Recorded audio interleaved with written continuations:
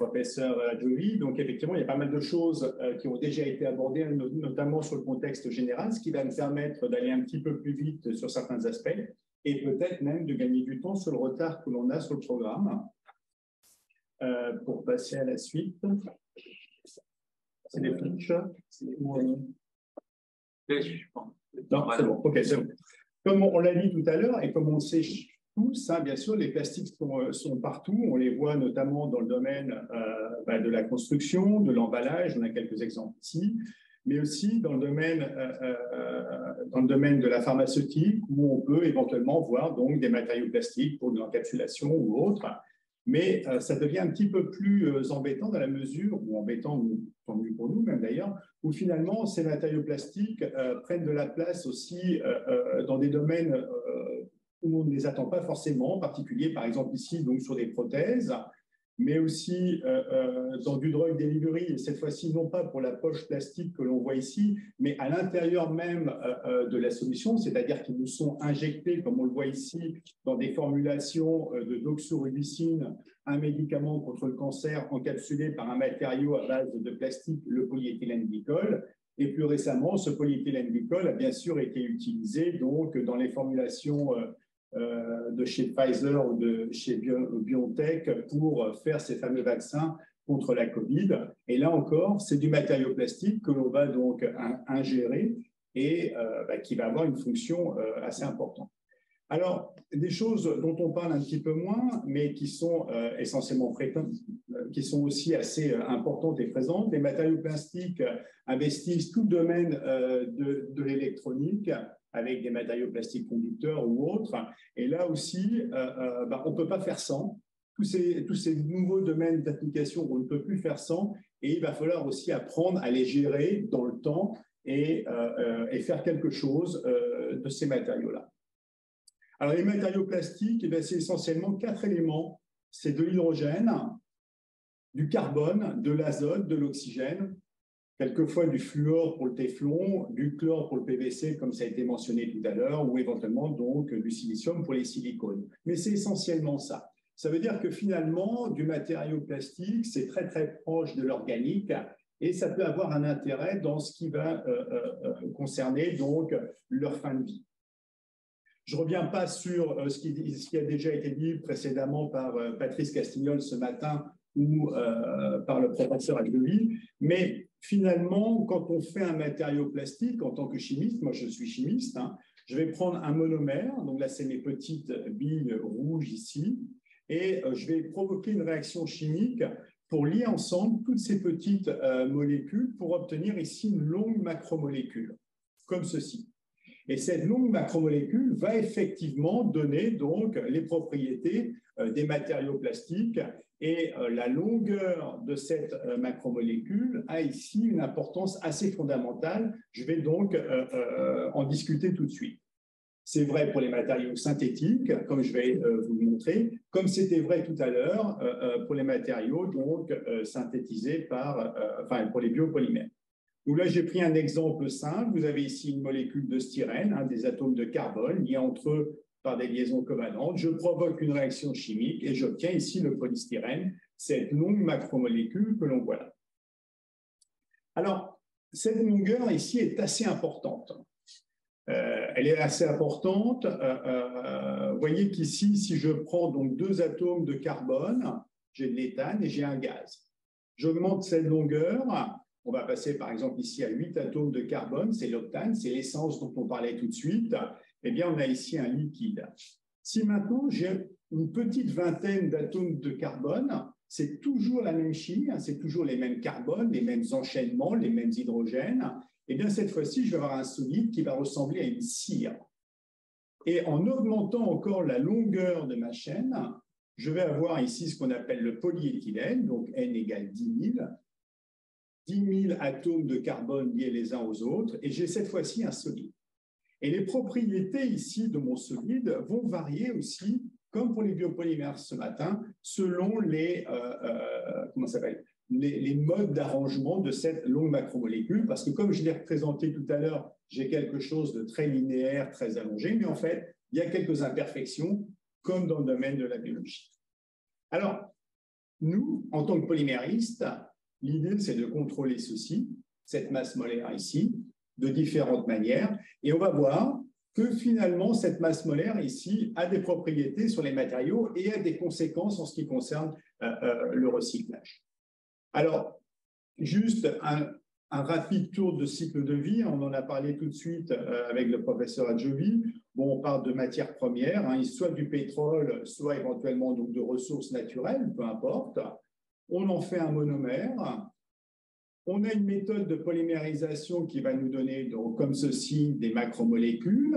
Je les mets ensemble, ça va faire ce que l'on appelle le polymère. Et puis, on procède ensuite à de la formulation pour obtenir un matériau plastique qui va être ensuite transformé en objet. Il y a bien un joli exemple tout de suite. En fait, ça a été souligné, la différence entre polymère et plastique, eh bien, elle intervient au niveau de la formulation. Alors, les polymères, vous l'avez vu tout de suite, c'est soit des thermoplastiques, des thermodurs. J'ai envie de dire, à T0, peu importe. On va partir, donc, on va essentiellement se concentrer sur les thermoplastiques et on va dire qu'on a ici donc des macromolécules diverses, du polyéthylène, du polystyrène, du polyamide, peu importe.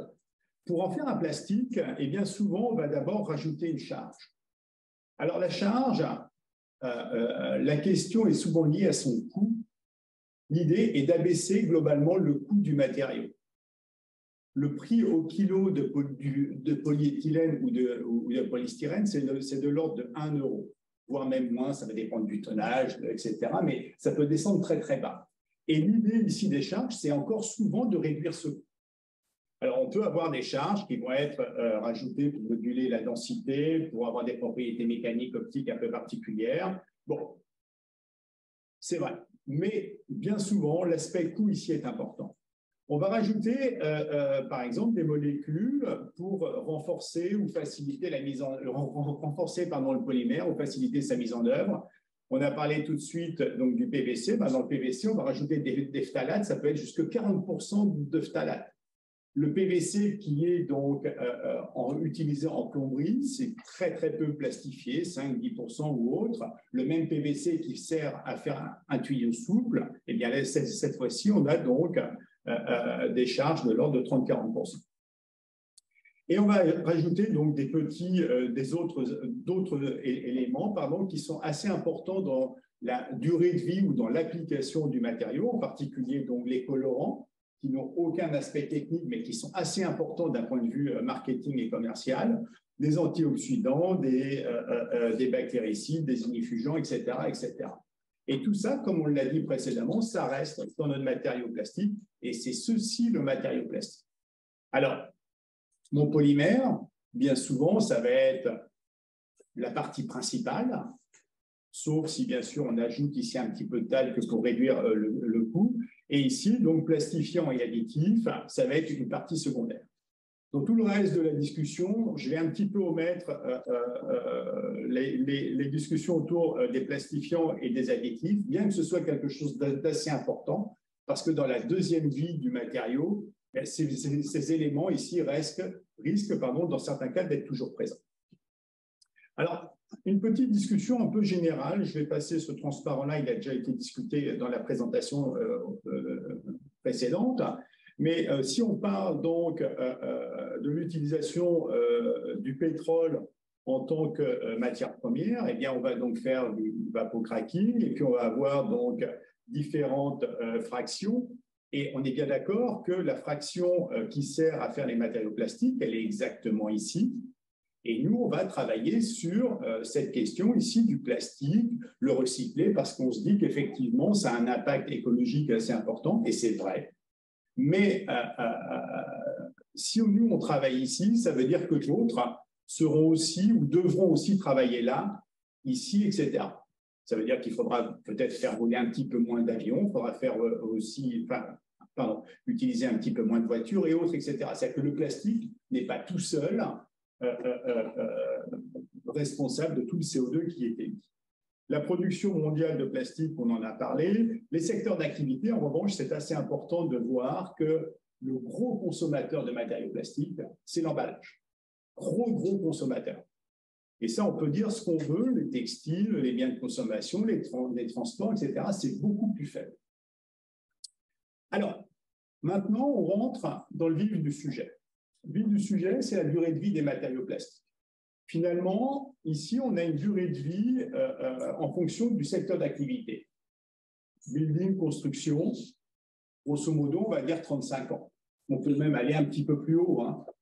Pour certaines applications, si on peut aller jusqu'à 50 ans, ce n'est pas plus mal. Les outils machines, une vingtaine d'années, les transports, environ 13 ans, l'électronique, 8 ans, les textiles, 5 ans, et puis on descend au packaging. Ici, on met 6 mois. En fait, il y a des packaging, la durée de vie, c'est 1 semaine. On va juste prendre un exemple, le cas du polyéthylène. Mon polyéthylène, il peut être utilisé pour du packaging, c'est-à-dire dans des applications de type film alimentaire et autres. D'accord? Donc, ce polyéthylène-là, ce que je souhaite, c'est avoir ici une durée de vie d'environ, on va dire, 6 mois.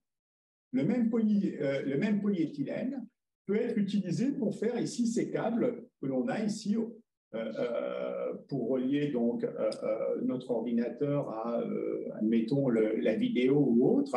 Donc, le fil de cuivre est enroulé de polyéthylène.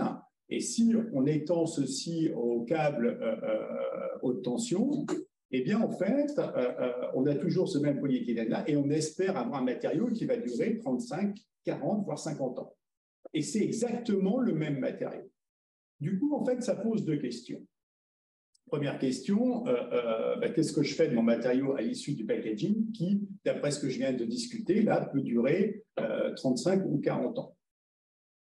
2 possibilités, la biodégradation, ça c'est intéressant parce que finalement il y a un petit côté bio qui fait toujours rêver, ou le recyclage.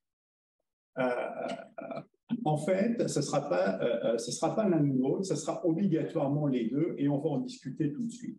Mais de toute façon, on va être obligé de considérer dans tous les développements qui vont être faits aujourd'hui les 2 aspects d'une fin de vie d'un matériau plastique, c'est-à-dire donc une fin de vie dans le cas où celui-ci serait relâché entre guillemets dans la nature sans contrôle, ou éventuellement donc une réutilisation.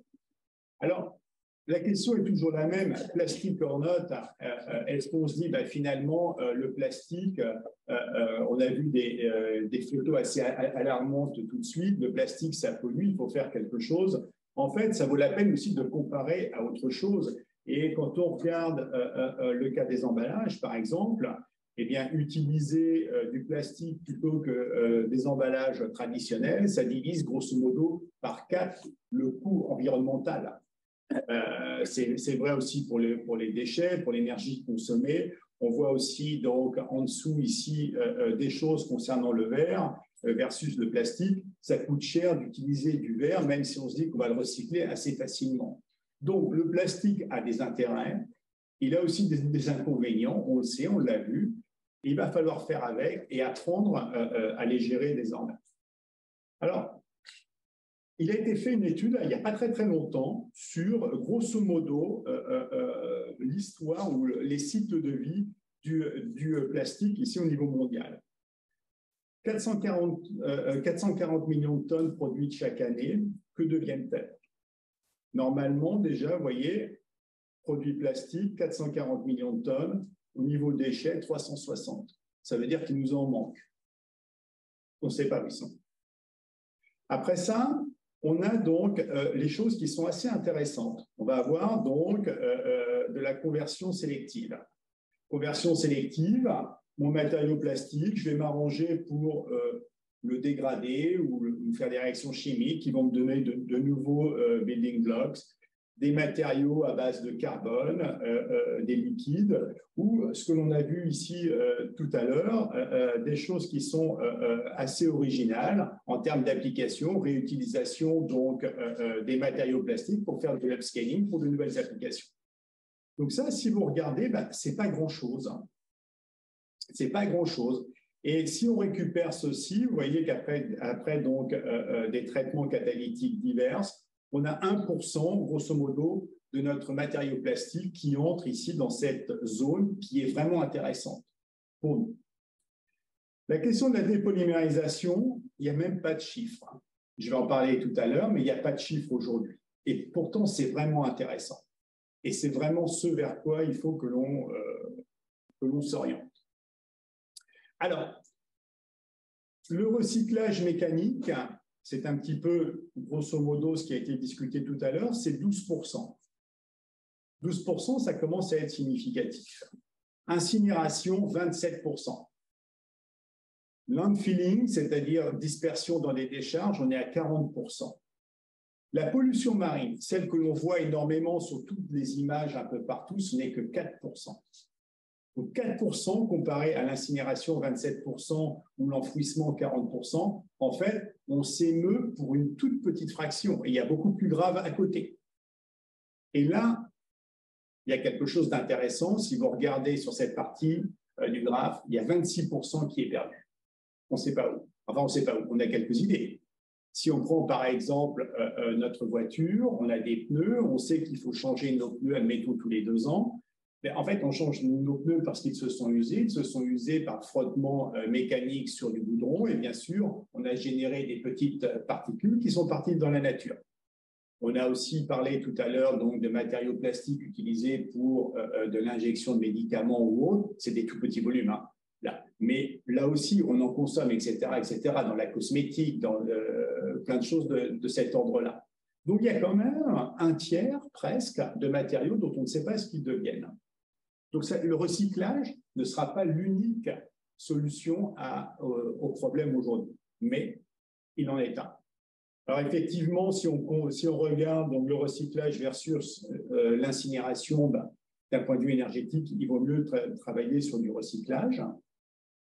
Et on peut regarder donc ce qui se passe dans le domaine des matières plastiques comparé aux autres filières matériaux. Et on voit ici sur ce graphe, donc, c'est papier, carton, plastique, bois, métaux, verre et tous matériaux qui sont comparés sur plusieurs années. Et on voit que papier, carton, on a des taux de recyclage qui sont extrêmement élevés. C'est presque le bon élève. Parmi les bons élèves, on a aussi les métaux. Le verre, c'est pas mal non plus, 77%. En revanche, les matériaux plastiques, c'est extrêmement faible. Et ça, c'est un problème parce que vous voyez qu'en fonction des années, ici, entre 2005 et 2019, il ne s'est pas passé grand-chose. Il y a une petite augmentation, mais certainement pas assez. Alors, sur le recyclage, il y a plusieurs classifications. Il y a le recyclage primaire, secondaire, tertiaire, qui sont dans les 2 premiers cas essentiellement donc, des recyclages mécaniques, avec soit des matériaux avec à peu près les mêmes valeurs qualitatives, soit des matériaux avec des valeurs qualitatives plus faibles, ou alors donc du chemical recycling, c'est-à-dire donc des processus de dépolymérisation et autres, et enfin donc de l'energy recovery. J'ose pas tout à fait appeler ça du recyclage, sauf dans un cas que je vais vous montrer tout à l'heure. Pour faire ces classements-là, donc il y a plusieurs normes. Je vous ai cité ici les normes qui sont assez intéressantes à regarder, pour savoir où on se situe. Ça a été discuté tout à l'heure, hein, les matériaux les plus demandés, les plus utilisés, c'est le polyéthylène, le polypro et éventuellement donc ici le PVC ou le PET. Dans les exemples que je vais prendre, je vais essentiellement m'intéresser donc au polyéthylène et au PET. Alors, les déchets. Les déchets, ça commence très très tôt. Vous voyez ici, donc, ce sont 8 pièces qui ont été moulées par injection. Et vous avez donc ces 8 pièces qui sont des demi-sphères, qui sont assez jolies, mais pour des histoires de productivité, on ne moule pas qu'une seule pièce, on en moule 8. Donc, du coup, on se retrouve ici avec une carotte et des canaux de distribution qui ne sont pas ma pièce. Donc, ce que va faire le producteur, c'est qu'il va bien sûr couper ici pour vendre sa pièce, puis là, donc, ici, ceci, qui est du matériau qui n'a jamais utilisé, donc jamais été utilisé, donc qui est a priori vierge et qui pourrait être réutilisé. Alors, ce que font certains producteurs, c'est qu'ils ont donc une petite broyeuse, ils le broient comme ça, et ils le remettent, par exemple, dans leur machine de mise en œuvre, ou d'extrudeuse, ou de presse à injecter, et ils le réutilisent comme cela. C'est assez intéressant, ça a ses limites et on va voir que ça a des limites assez rapides. Ici, vous avez donc des photos qui ont été prises de matériaux, donc c'est du polyéthylène, hein, que vous voyez ici en arrivant de chez le producteur, et vous le voyez ici, il est vraiment bien blanc.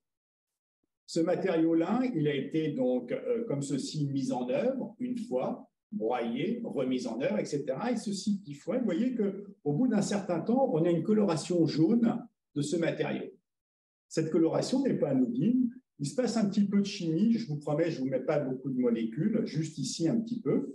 On a ici donc du polyéthylène terephthalate, du polyéthylène, du PVC. Les chimies, c'est toujours les mêmes. On a abstraction d'un atome d'hydrogène, génération de radicaux, ici, là. Là, le point, en fait, manifeste un radical qui entraîne donc toutes sortes de réactions chimiques qui modifient la masse molaire de mon matériau. Je reviens à ce que je disais tout à l'heure. Je disais que les propriétés étaient fonction de la masse molaire. Eh bien, on y est. On fait du rebroyage, mise en œuvre à nouveau, on module les masses molaires des matériaux. Alors, en fonction des matériaux, on va avoir soit des augmentations de masse molaire, soit des diminutions de masse molaire, mais de toute façon, ce n'est plus le même matériau. Je prends l'exemple ici de ce petit câble-là qui enrobe mon fil de cuivre. Mon fil de cuivre passe devant une extrudeuse à 120 km/h et on enrobe le câble à une vitesse de 120 km/h. Vous rajoutez des matériaux recyclés, même à 10%, dans du matériau vierge, du polyéthylène vierge, eh bien, vous modifiez la viscosité de votre matériau à chaud et vous avez une moins bonne maîtrise de vos process. Il y a des choses qui ont été démontrées comme ça, en particulier par les vendeurs de réomètres. Donc, ici, ces problèmes de recyclage multiples sont à considérer. Maintenant, on peut regarder donc la masse molaire. Vous voyez ici donc pour du PET, on diminue, comme je disais tout à l'heure, la masse molaire du matériau. Donc, mes chaînes macromoléculaires deviennent de plus en plus courtes. Je ne parle même pas des effets d'adjuvants ou autres. Là, c'est un matériau vierge. Hein. Et si on regarde la résistance à l'impact, eh bien, vous voyez qu'avec le nombre de cycles de mise en œuvre, les propriétés du matériau s'effondrent. Donc, on a effectivement ici un recyclage qui va être intéressant, mais qui pose quelques problèmes dans la durée. Ça a été discuté tout à l'heure, les matériaux sont tous classifiés, on peut éventuellement donc les repérer, on peut dans certains cas les recycler. Pour cela, il faut qu'il y ait une filière mise en place, j'en dirai un mot tout à l'heure. Le processus du recyclage, eh bien, on récupère les déchets, on fait un tri manuel pour récupérer les encombrants tels que les cartons ou autres, tri mécanique, on enlève toujours à nouveau les papiers cartons, et puis on enlève ensuite les métaux, on fait du tri manuel, on lave, et on récupère donc plusieurs matériaux ici, du PET foncé, du polyéthylène, etc., et c'est broyé. Alors, c'est un petit peu plus compliqué que ça. Vous avez ici un procédé qui a été, enfin, une histoire du matériau qui a été mise en photographie. Les déchets entrants sont exactement ici. On va donc pré-broyer pour ensuite pouvoir laver les matériaux, bien sûr. Différents types de lavage. On va ensuite passer à un broyage fin et on va commencer par effectuer un tri par flottation. Le tri par flottation est assez simple, rudimentaire. On prend un bac d'eau, on met nos matériaux plastiques. Le polyéthylène qui a une faible densité, par exemple, autour de 0,92, flotte. Celui qui a une densité plus élevée, tel que le PET, coule. Donc, ainsi, on met les polyoléfines, polyéthylène, polypropylène d'un côté, le PET, les polyamides, etc., de l'autre. Ensuite, on fait donc différents tris, et puis avec des méthodes donc, de filtration et autres, on arrive donc à plusieurs types de matériaux. Alors, en réalité, il y a des systèmes de tri qui sont un peu plus fins. Celui-ci, la flottation, est très intéressante parce que c'est connu depuis longtemps. Le coût est relativement faible. Le souci, c'est qu'on a souvent des distributions de densité. On a parlé tout à l'heure du matériau plastique avec ses charges. Ben, les charges vont moduler les densités. On a des matériaux, on parle de polyéthylène, les polyéthylènes ont eux aussi plusieurs densités, etc. Filtration de fondu, ça c'est vraiment intéressant pour éliminer donc, ce qu'on appelle les non fusibles, les matériaux réticulés ou éventuellement même les charges avec des gros granulés. Donc ça c'est plutôt bien. Il y a quelques limites qui est que, enfin, il faut que comment ça s'appelle, qu'il y ait des rendements qui sont assez élevés, mais voilà. Le tri par infrarouge, c'est assez maîtrisé. Le problème, c'est que les plastiques noirs sont non analysables. Il faut des échantillons secs et puis des échantillons de taille assez élevée. Sinon, ça ne marche pas très, très bien. Les systèmes de tribaux électriques, ce qui est intéressant dans ce cas-là, c'est qu'on a des petites particules qui sont analysables, donc triables, mais il faut un pré-traitement. Densité magnétique, c'est aussi donc un traitement par densité qui permet la possibilité de traiter plusieurs fractions de polymères, mais on a toujours ce problème de recouvrement de densité qui doit être pris en compte. Et enfin, donc la fluorescence X, qui est intéressante en particulier pour identifier et isoler le PVC. Alors, on voit que finalement, les techniques qui peuvent être utilisées sont larges et toutes assez coûteuses. Typiquement, ici, cette machine ici, qui n'est pas si grande que ça, c'est 2 millions d'euros. Et une fois qu'on a dit ça, on se dit, ben, on va pouvoir trier donc, le polyéthylène d'un côté, le PET de l'autre, et on commence à observer les vrais problèmes de la vraie vie, qui sont que finalement, un matériau d'emballage, tel que vous le voyez ici, c'est 7 couches. C'est 7 couches de matériaux différents. Avec du PET, certes, mais vous avez aussi, dans certains cas, du polyéthylène, des couches pour coller votre matériau, etc. Donc, finalement, quand on dit mon matériau, il faut que je le recycle, je fais comment? Parce que finalement, quand vous allez acheter votre matériau, admettons que vous êtes boucher, vous allez acheter un film plastique pour emballer de la viande. Ce que vous allez demander, c'est un matériau avec des propriétés ici aux interfaces assez importantes pour pas que ça délamine. Mais moi, qui recycle, je veux que ça délamine. Donc, en fait, on demande une chose et son contraire. Ça va dépendre du moment auquel on va travailler le matériau. Alors, les recommandations aujourd'hui, c'est de penser les matériaux pour éviter ces problèmes ici de multicouches. C'est facile à dire, pas forcément facile à mettre en œuvre. Donc, pour être considéré comme opérationnellement recyclable, en fin de vie, il y a plusieurs conditions qui doivent être ici plus ou moins donc respectées. C'est bien sûr un matériau polymère avec une collecte qui soit opérationnelle et surtout posséder une valeur marchande. Comme je disais tout à l'heure, le polyéthylène, c'est autour de 1 € le kilo, plutôt 0,8 si vous en prenez énormément de tonnes et sur un certain nombre d'années. Donc, du coup, dire je fais du recyclage, il y a le coût du recyclage, et puis il faut le vendre à un prix qui soit aussi concurrentiel. Et ensuite, il faut que ce polymère soit intégré dans un système REP, je vais en parler tout à l'heure, qui est donc grosso modo une filière de recyclage. Il faut pouvoir trier sans perturber, sans les perturber et faire en sorte qu'on a les matériaux que l'on a réellement souhaités, c'est-à-dire lorsqu'on dit je prends un PET avec telle propriété, après et comment ça s'appelle, avant tri et après tri, j'ai les mêmes propriétés.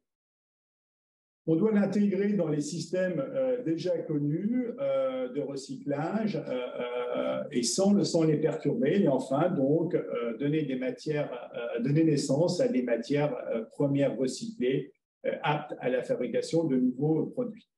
Alors, ceci, c'est donc les préconisations et ce n'est pas un vain mot parce que finalement, on va devoir s'intéresser de plus en plus à ces préconisations, puisque vous voyez ici le décret de 2022 qui va imposer donc environ 10% d'emballage réemployé en 2027. Et 2027, à l'échelle de l'industrie, c'est demain.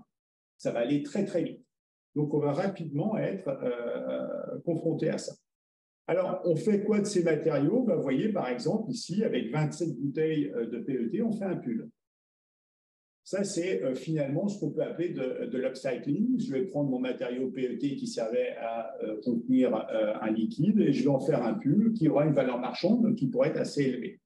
Dans le type downcycling, on va pouvoir utiliser donc, le matériau pour faire éventuellement des bitumes. Alors, il y a des méthodes émergentes de recyclage qu'il convient ici de considérer. Je ne discuterai pas de la dissolution. Le professeur Joly en a parlé tout à l'heure. Ça pose quelques soucis voilà, il faut en tenir compte. Mais il y a des choses intéressantes au niveau de la dépolymérisation et de la conversion qui émergent. Voyons d'abord la conversion. La conversion, eh bien, je reprends mon extrudeuse que j'ai placée ici et je vais mettre, par exemple, du polyéthylène, du polypro dans cette extrudeuse avec différents gaz. On est ici dans, comment ça s'appelle, dans un réacteur à lift fluidifié et je vais injecter dans mon réacteur à lift fluidifié des petits fragments, des toutes petites particules de polyoléphine qui vont bien sûr monter dans mon réacteur grâce au flux de gaz, qui vont être pyrolysés et former donc de nouvelles molécules de toute petite masse molaire cette fois. Donc en fait, ce que je fais, c'est que je coupe mon matériau polymère. Et si vous regardez ce qui sort ici en fin donc, de procédé, je passe sur les procédés de purification, eh bien, vous avez en fait des choses qui sont très, très intéressantes. Dans la partie C5, on a ce qu'on appelle ici des mono-oléfines qui sont assez nombreuses en termes de pourcentage, des cycloalcanes et autres. Et ça, c'est intéressant parce que c'était les monomères qui me servaient précédemment à faire mon polymère. Donc ici, avec cette unité de conversion, je refais du monomère. Quelque part, je dépolymérise. Alors, j'ai quelques pertes. Vous voyez ici sur les nombres de carbone plus élevés. Ça, c'est des matériaux qui font déjà des cires et que je ne pourrais pas réutiliser pour de la polymérisation. Mais en tout cas, ici, on a des choses extrêmement intéressantes en sortie de ces unités. Autre possibilité, il y a une usine dans cet ordre-là qui s'est montée dans l'est de la France il y a très récemment. Vous avez donc la possibilité de faire de la glycolyse. Je prends ici mon polyéthylène terephthalate et je vais mettre plein d'éthylène glycol sur mon polyéthylène terephthalate. Alors, je chauffe ça, je mets un petit peu d'acide. J'ai effectivement des réactions secondaires qui me donnent ceci. Ça, c'est embêtant, il faudra l'enlever. Mais finalement, ce que je vais faire, c'est qu'en mettant mon éthylène glycol, je vais couper ma chaîne macromoléculaire et au bout d'un certain temps, je vais obtenir ceci. Et ça, cette molécule ici, eh bien, c'est un monomère que je peux utiliser derrière pour refaire du polyéthylène terephthalate. Donc, ce procédé ici, c'est assez facile, c'est assez robuste. La difficulté, en fait, est en fin de parcours ici où il faudra purifier ici ce monomère. La purification ici est un petit peu plus difficile. Alors certes, de faire ceci, c'est moins compétitif que du recyclage mécanique que j'ai présenté tout à l'heure dans une extrudeuse, etc. Certes, c'est moins compétitif, mais je vais récupérer un matériau à l'issue de la polymérisation qui sera beaucoup plus efficace. Petite chose intéressante qui est apparue au milieu des années 2010, c'est un groupe chinois qui a observé que finalement, des larves de Plodia interputella, je ne connais rien en larves, donc voilà, mais vous avez la photo ici de ces larves ici, possèdent au niveau de leurs intestins des enzymes, deux enzymes, YT1 et YP1, qui sont extrêmement intéressantes parce qu'ils supposaient à ce moment-là que ces petites larves étaient capables de digérer du polyéthylène. En fait, ils ont mis d'abord ces larves, puis ensuite ces enzymes au contact de surface de polyéthylène. Vous avez ici la surface vierge de polyéthylène. Après traitement avec les enzymes, et vous voyez qu'en fait, vous avez une rugosité par AFM ici qui apparaît, par SCM, qui est assez nette après le traitement avec enzymes. Du coup, en fait, ici, on se dit que le polyéthylène, qui est peu biodégradable, peut quand même être digéré par certaines larves et que certaines enzymes peuvent permettre ici de reproduire, comment ça s'appelle, de dégrader du polyéthylène. Lorsqu'on analyse ce qui est produit à partir de ces enzymes, eh bien, on voit d'abord qu'on a voilà, effectivement une diminution de masse, mais surtout une diminution de masse molaire. Et vous voyez, on ne coupe pas les macromolécules en deux, mais on a gentiment un déplacement du pic vers les masses molaires les plus faibles. Et si on analyse le produit de la réaction, on s'aperçoit qu'il y a une douzaine d'échantillons de petites masses molaires. Ça veut dire que l'enzyme, grosso modo, prendrait la macromolécule de polyéthylène par un bout et commencerait à détricoter cette macromolécule. Ça a été mis à profit par Carbios, qui est une start-up du côté de Lyon, qui a fait un petit peu de mutagénèse sur des enzymes et qui a utilisé ces enzymes issues de mutagénèse pour dépolymériser ici du PET. Et ce que fait Carbios, c'est qu'avec leur enzyme, ils sont capables de récupérer ici du polyéthylène terephthalate, pardon, de l'acide terephtalique, c'est-à-dire le monomère de départ du PET. Et ça, c'est assez remarquable parce qu'ils arrivent à 90% de récupération d'acide terephtalique versus l'enzyme sauvage qui, elle, s'arrêtait à environ 40%. Et donc, ce que fait aujourd'hui Carbios, c'est qu'ils font donc ils mettent en place donc des unités de biotechnologie pour recycler du polyéthylène terephthalate, refaire du monomère et refaire donc du polymère d'arbre.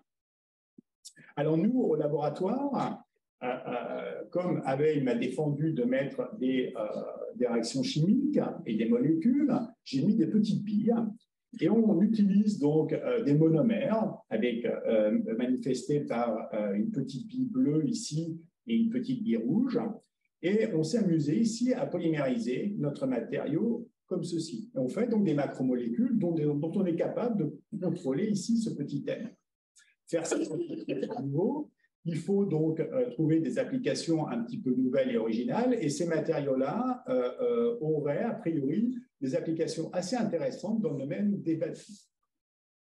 Alors, lorsque l'on fait ça, les matériaux pour les batteries, il y en a déjà plein. Des batteries qui traînent un peu partout, il y en a déjà plein. Et on s'est posé la question de savoir si on pouvait faire quelque chose de ces matériaux-là. On est capable de les dépolymériser, a priori, de deux méthodes. Celle-ci, pour retrouver les matériaux initiaux, n'est pas forcément celle qui nous intéressait, mais on arrive à obtenir ici ce qu'on appelle un dimère, c'est-à-dire une molécule avec le monomère rouge et le bleu. Et on refait ce qu'on appelle du repurposing, c'est-à-dire qu'on va repolymériser ceci pour retrouver une structure assez semblable à la structure initiale, et on fait donc ici du recyclage comme ceci. Là où c'est intéressant, c'est qu'on ne se pose plus la question de la masse molaire, des propriétés du matériau liées à la masse molaire, parce que finalement, on la contrôle ici. Et l'idée, c'est d'avoir ici des matériaux qui ont des applications tout aussi intéressantes à cet endroit-là et à cet endroit-là dans le domaine technique souhaité et visé. Alors, faire ça, on est d'accord, ça n'empêchera jamais quelqu'un de jeter sa batterie dans la nature quelque part parce que pour une raison diverse ou autre. Donc, on intègre ceci dans un processus assez global qui va être d'abord une étude de la biodégradation de nos matériaux, savoir comment ils évoluent au contact du temps. Souvent, on utilise des modèles qui sont très critiqués, très critiquables, mais qui ont au moins le modèle d'exister, c'est-à-dire l'utilisation de goût. Et on regarde en plus, à chaque étape, l'écotoxicité de ces polymères sur une population de papillons avec David Siossia à l'Institut d'écologie et des sciences environnementales de Paris.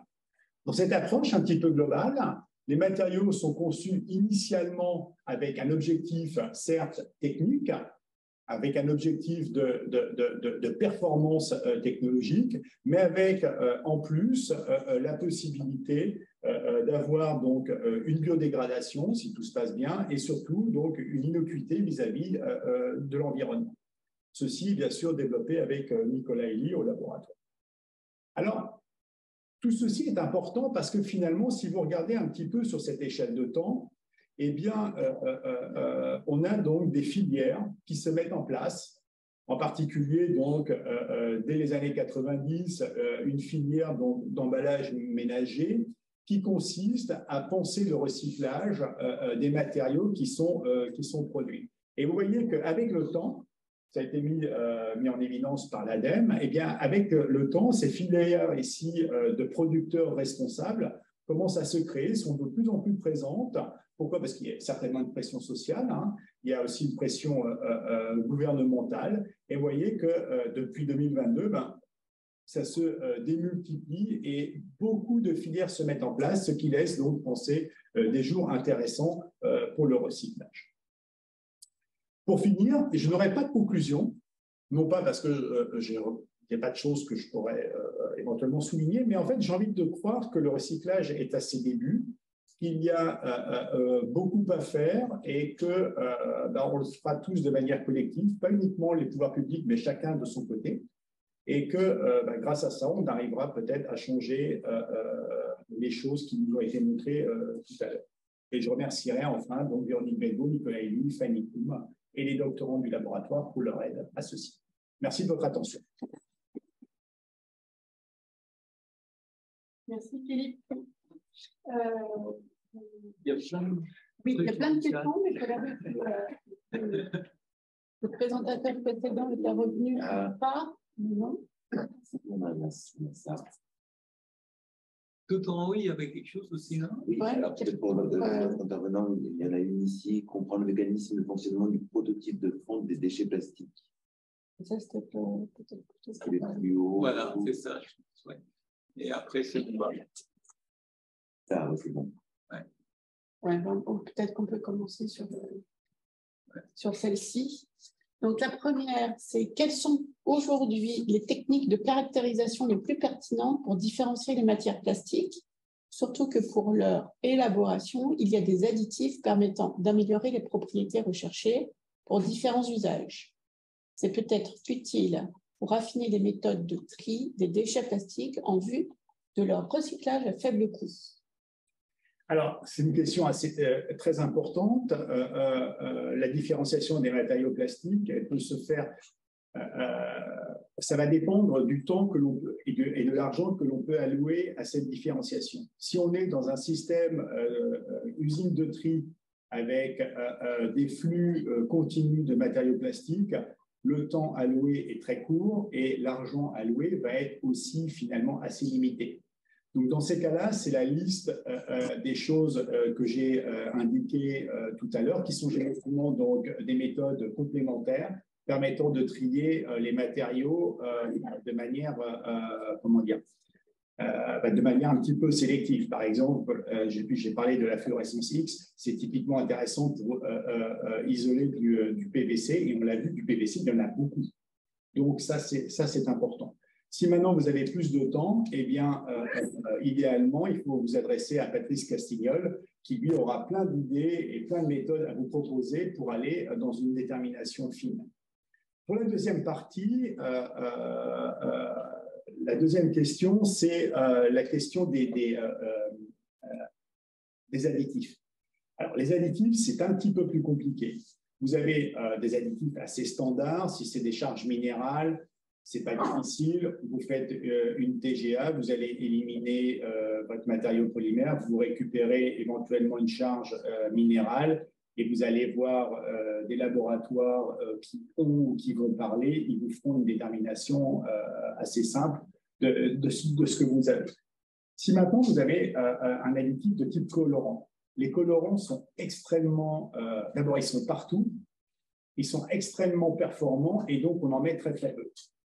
Et ça, ça c'est un petit peu plus difficile à isoler, à déterminer. Donc, vous pouvez avoir éventuellement une idée du colorant par analyse de la fenêtre spectrale, mais vous êtes quelquefois embarrassé par d'autres composés qui sont,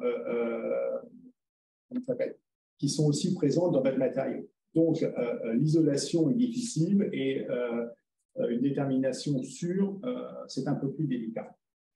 Sur les composés de type phtalate, ça se voit relativement facilement, j'ai envie de dire. Et là, à nouveau, une personne comme Patrice Castignol vous fera ça très, très bien, j'en suis persuadé. Donc, voilà. Il n'y a pas de réponse définitive sur la méthode de caractérisation. Ça va dépendre de ce que vous cherchez un petit peu.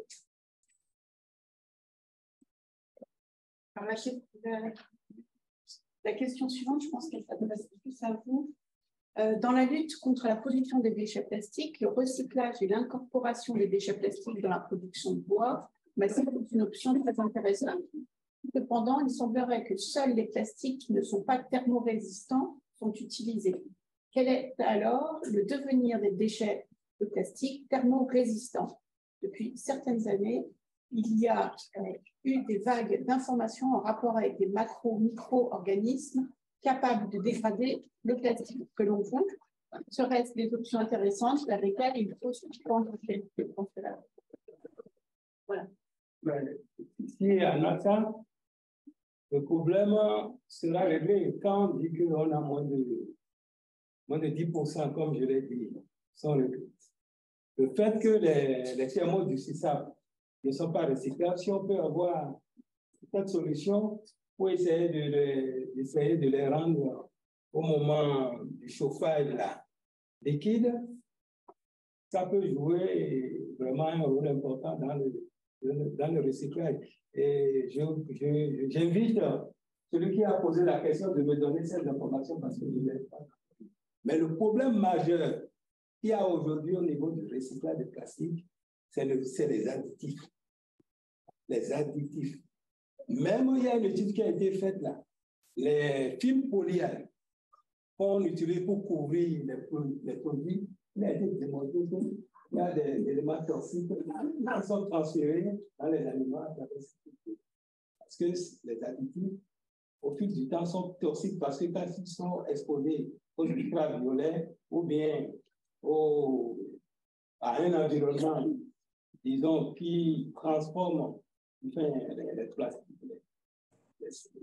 plastiques, c'est-à-dire ça émet des gaz et ces gaz-là entrent dans les aliments. Donc, voilà les deux raisons. Si déjà on peut avoir cette technique, c'est déjà un bon. Maintenant, le problème, il faut maintenant comment on appelle, désintoxiquer, si je peux le dire en guillemets, les plastiques. Et comment le faire? Ça, la réponse, c'est au niveau des chimistes. Mais ça va coûter très cher, les poids. Essayer d'enlever les produits, les additifs, les adjuvants, etc., avant la réutilisation, ça va coûter très cher. Je crois qu'il y a la petite question qui était là avant. Je voudrais comprendre le mécanisme de fonctionnement du prototype de fonte des déchets plastiques. Ah, il est où? Il est au Togo? Bon, je voudrais dire qu'on ne peut pas dévoiler ça parce qu'on n'a pas encore breveté. C'est un doctorant qui a conçu avec tout autour et nous sommes en train, on a utilisé le pauvre financement pour faire la faisabilité. Maintenant, il va falloir breveter et faire voilà, ça chez un industriel si c'est possible. Voilà. Donc, réponse quand ce sera breveté. Voilà, quand ce sera breveté. Voilà. Même dans la thèse, il n'y a pas, hein. On n'a pas mis ça dans la thèse. Et c'est prévu bientôt? Oui. Et il n'y avait plus d'autres questions là? Et je crois qu'il en restait une dernière, non? Je regarde. Ah non, non, c'est bon. Okay. Oui, donc sur la fin de ton exposé, tu as parlé donc de cette étude écotoxicité. Oui. Mais en fait, qu'est-ce qu'on entend? Parce que si je mange du plastique, hein, et probablement j'en mange en microbilles, enfin microplastiques, etc., je ne meurs pas. Je veux dire, c'est des perturbateurs endocriniens, c'est quelle écotoxicité dont on parle en fait? Alors, sur l'écotoxicité, l'étude d'écotoxicité consiste en fait, on va broyer, ce qui est fait actuellement, c'est que nos matériaux sont broyés à une échelle micrométrique, mélangée avec de l'alimentation donnée à des larves, et on étudie, David Siosia étudie un petit peu l'évolution sur les générations N, N plus 1, N plus 2, l'évolution par exemple comment ça s'appelle, des chrysalides ou des papillons. C'est-à-dire qu'en fait, il y a des malformations qui peuvent finir par s'observer sur 2-3 générations. Donc, le rôle du matériau, là, est assez clair parce que finalement, l'alimentation, elle est connue, il y a toujours un blanc, et on rajoute le matériau et on regarde si ça a des effets sur le développement des animaux qui sont considérés. Donc, après ça, savoir comment cela fonctionne, ça va dépendre des polymères que l'on utilise. Nous, là, en fait, les polymères qu'on utilise, je ne l'ai pas dit, sont faits à partir de matériaux biosourcés. Donc, en théorie, c'est des choses, le plus rare est biosourcé. Ça ne veut pas dire que c'est bien. Hein. Mais c'est des choses qui sont quand même assez connues, qui existent déjà dans la nature et autres. Donc, on peut espérer que l'écotoxicité ne soit pas trop mauvaise. On n'a pas les résultats encore sur les dernières. Oui, je peux encore. Oui, alors, sur cette histoire de larves aussi, mais qui cette fois mange et réduit, oui. et l'enzyme modifiée qui semble être plus efficace que l'enzyme naturelle. Et donc, tu avais l'air de dire que ça semble une voie très prometteuse. En fait. Alors, sur ce qui a été fait après ça pour le polyéthylène, je n'en sais rien. En fait, ça a été observé, il y a ce travail-là qui existe, qui a été très inspirant, parce que finalement, Carbios à Lyon eux, travaillé sur d'autres modèles d'enzymes qui, eux, sont capables de dégrader du PET. Et ça c'est intéressant parce que finalement, c'est une méthode, entre guillemets, douce, on ne chauffe pas, rien du tout, enfin, voilà, pour récupérer le monomère initial. En termes énergétiques, c'est intéressant. Et c'est pas comme, par exemple, lorsque je parle de la pyrolyse, on monte à des températures qui sont extrêmement élevées. Donc ça a aussi un coût énergétique. Ah oui, oui. Oui, j'ai une question par rapport au transparent tout au début, vous parliez la durée d'utilisation finalement de différents polymères, selon les usages. Et donc, c'est dans le cas du packaging, ça a l'air surdimensionné en fait, la durée de vie. Oui. Et alors, du coup, ça fait réagir. Du coup, c'est le prix qui compte. C'est le prix. C'est le prix qui compte. En fait, ce qui coûte le moins cher, c'est le PE. Le polyéthylène, grosso modo, le PE ou le PP. On est à des prix qui défient toute concurrence et le consommateur n'est pas prêt. En fait, le consommateur est prêt à dire il faut faire quelque chose pour l'environnement, il faut mettre du biosourcé dans l'emballage de ce que j'achète, mais je ne veux pas que ça coûte 4 €. On en revient à la contrainte légale ou étatique, en fait, pour éventuellement changer les comportements. Alors, en fait, oui, on peut dire ça comme ça. On peut aussi espérer que l'individu ait un peu de cohérence. Ça peut être bien aussi. Il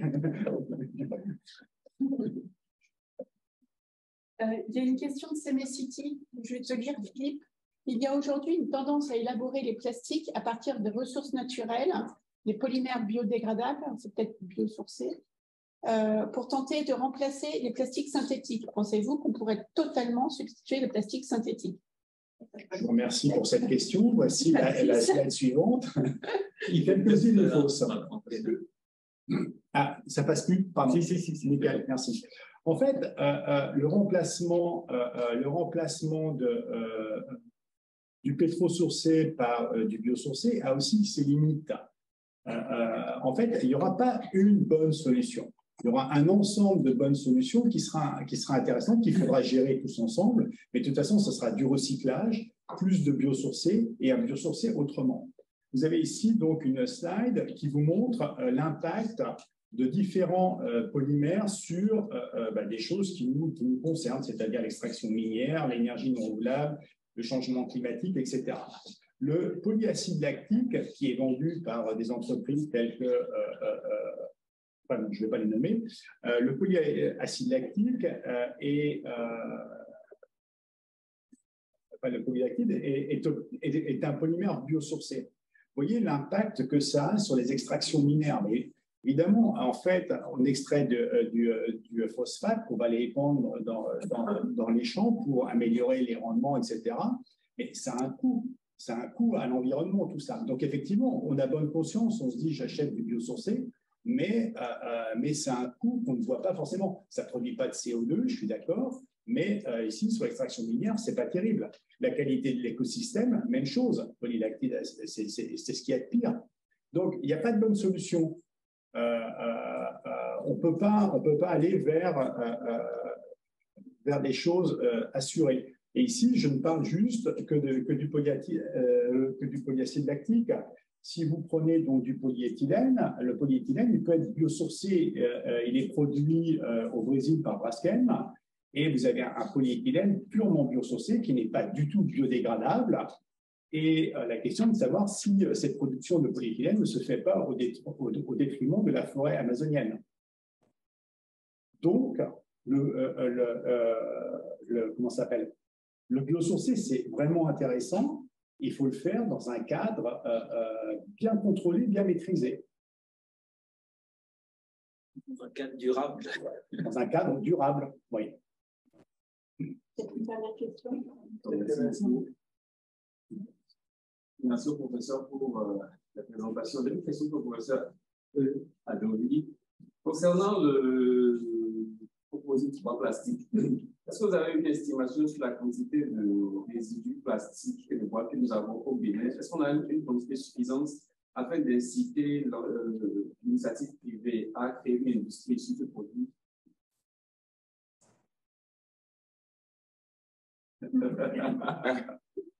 Si je dis non, ce n'est pas seulement moi. Hein.